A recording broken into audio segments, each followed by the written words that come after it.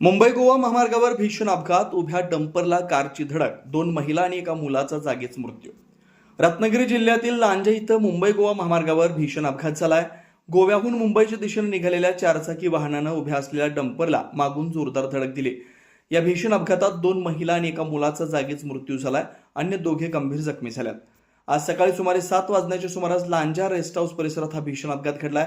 गोव्याहून मुंबईकडे परतणाऱ्या आगरीपाडा मुंबई येथील एका कुटुंबाची कार महामार्गावर उभ्या असलेल्या डंपरवर मागून आदळली.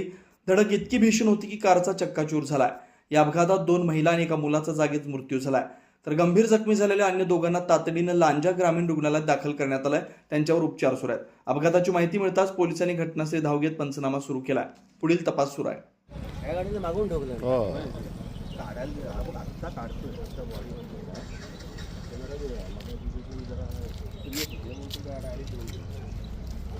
उभी होती.